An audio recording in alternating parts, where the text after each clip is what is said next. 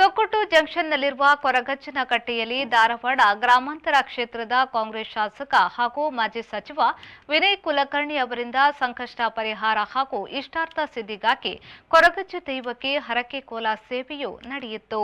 ಈ ಸಂದರ್ಭದಲ್ಲಿ ಮಾಧ್ಯಮದ ಜೊತೆ ಮಾತನಾಡಿದ ಅವರು, ಚುನಾವಣಾ ಪೂರ್ವದಲ್ಲಿಯೇ ಕಾಂಗ್ರೆಸ್ ನಾಯಕರು ಹಾಗೂ ಮಂಗಳೂರಿನ ನನ್ನ ಸ್ನೇಹಿತರು ಕೋಲ ಸೇವೆ ಕೊಡುವ ಬಗ್ಗೆ ಹೇಳಿದ್ರು. ಈಗ ಗಳಿಗೆ ಕೂಡಿ ಬಂದ ಹಿನ್ನೆಲೆಯಲ್ಲಿ ಕೋಲ ಸೇವೆ ಕೊಟ್ಟಿದ್ದೇನೆ.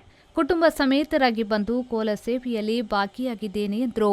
ಪೂರ್ವದಲ್ಲೇ ಈ MLA ಚುನಾವಣೆಗೆ ಪೂರ್ವದಲ್ಲಿ ನನ್ನೆಲ್ಲ ಮಿತ್ರರು ಕೂಡ ಅವರು ಅವಾಗಿಂದ ನನಗೆ ಹೇಳ್ತಾ ಇದ್ರು, ಒಂದ್ಸಲ ನಮ್ಮೂರಿಗೆ ಕೋಲ ಸೇವೆ ಬರಬೇಕು, ಕೋಲ ಸೇವೆನೆಲ್ಲ ಮಾಡ್ತೀವಿ ಅನ್ನುವಂಥದ್ದನ್ನು ಲಾಸ್ಟ್ ವೀಕಿಂದ ನಾನು ಕಂಟಿನ್ಯೂ ಬರಲೇಬೇಕು ಈ ವೀಕ್ ಅಂತಂದ್ರೆ ಆ ವಿಚಾರದಿಂದ ಬಂದೇನೆ. ಇವತ್ತು ನಿಜವಾಗಿಯೂ ಅವರೆಲ್ಲ ಇಟ್ಟಂಥ ಅಭಿಮಾನ ಜೊತೆಗೆ ಇಂಥ ದೊಡ್ಡದು ನನಗೆ ಕೂಡ ಈ ದೇವ್ರ ಬಗ್ಗೆ ಸಾಕಷ್ಟು ನನಗೆ ಕೇಳ್ತಾ ಇದ್ದೆ. ಬಟ್ ಇವತ್ತು ಆ ಅವಕಾಶ ನಾನು ಕೂಡ ಒದಗಿ ಬಂದೈತೆ ಅಷ್ಟೇ.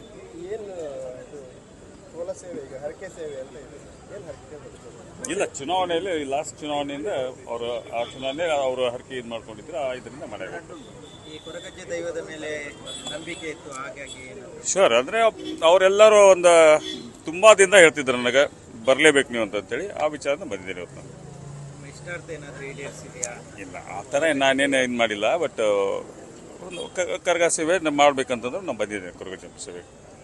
ಕೋಲದಲ್ಲಿ ಶಾಸಕ ಕುಲಕರ್ಣಿ ಮತ್ತು ಕುಟುಂಬಸ್ಥರು, ರಾಜೀವ್ ಗಾಂಧಿ ರಾಜ್ಯ allied and health care council ಸದಸ್ಯ ಇಫ್ತಿಖಾರ್ ಅಲಿ ಭಾಗಿಯಾಗಿದ್ದರು.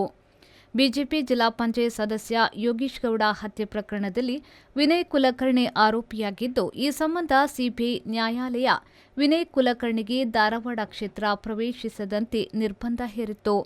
ಕಳೆದ ವಿಧಾನಸಭೆಯ ಚುನಾವಣೆಯಲ್ಲಿ ಸ್ಪರ್ಧಿಸಿ ಕ್ಷೇತ್ರಕ್ಕೆ ಭೇಟಿ ನೀಡದೆಯೇ ಬಿಜೆಪಿ ಅಭ್ಯರ್ಥಿ ವಿರುದ್ಧ ಗೆದ್ದಿದ್ರು. ಪ್ರಕರಣ ನ್ಯಾಯಾಲಯದಲ್ಲಿ ವಿಚಾರಣೆಯ ಹಂತದಲ್ಲಿದ್ದು, ಕ್ಷೇತ್ರ ಪ್ರವೇಶಕ್ಕೆ ನಿರ್ಬಂಧ ಮುಂದುವರೆದಿದೆ.